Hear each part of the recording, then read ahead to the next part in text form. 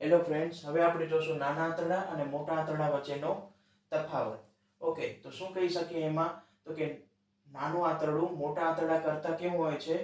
લાંબુ છે લંબાઈમાં, અને મોટું આંતરડું નાના આંતરડાથી ટૂંકું છે લંબાઈમાં. ઓકે, એક્ઝેક્ટ લંબાઈ કેટલી છે?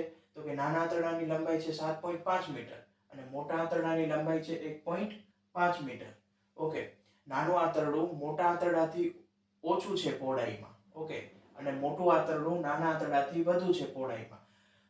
પહોળાઈમાં વધારે છે ને એટલા માટે મોટું આંતરડું મોટું છે. ઓકે, અને નાનું આંતરડું લંબાઈમાં વધારે છે એટલે શું થશે? ગૂંચવણ ભરી રચના એની થઈ જશે. તો નાનું આંતરડુંમાં ગૂંચળામય રચના હોય છે, આનામાં મોટા આંતરડામાં ગૂંચળામય રચના હોતી નથી, સાદી જ રચના હોય છે, જે આપણે આગળ જોયું. બરોબર છે.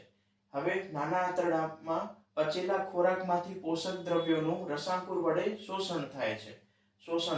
બરોબર છે. અને મોટા આંતરડામાં શું શોષણ થાય છે? તો કે આનામાં પચેલા ખોરાકમાંથી, આનામાં અપચેલા ખોરાકમાંથી, એટલે કે અપાચિત ખોરાકમાંથી પાણી પ્લસ ક્ષારનું શોષણ થાય છે. બરોબર છે. પછી નાના આંતરડામાં ખોરાકનું પાચન અને શોષણ જોવા મળે છે, અને મોટા આંતરડામાં ખોરાકનું પાચન અને શોષણ જોવા મળતું નથી. ઓકે, નાના આંતરડામાં પાચક રસ એટલે કે આંતરરસ ઉત્પન્ન થાય છે, અને મોટા આંતરડામાં પાચક રસ કે ઉત્પન્ન થતો નથી. ઓકે, અચ્છા, નાના આંતરડામાં એક સ્વાદુરસ અને પિત્તરસ જે ઉત્પન્ન થતો હતો એ નાના આંતરડામાં ઉત્પન્ન નતો થતો. એ ઉત્પન્ન ક્યાં થતો હતો? બીજી જગ્યાએ. બરોબર છે. યુઝ ક્યાં થતો હતો? નાના આંતરડામાં. ઓકે, ઉત્પન્ન તો એક જ રસ થતો હતો, આંતરરસ. Okay, thank you.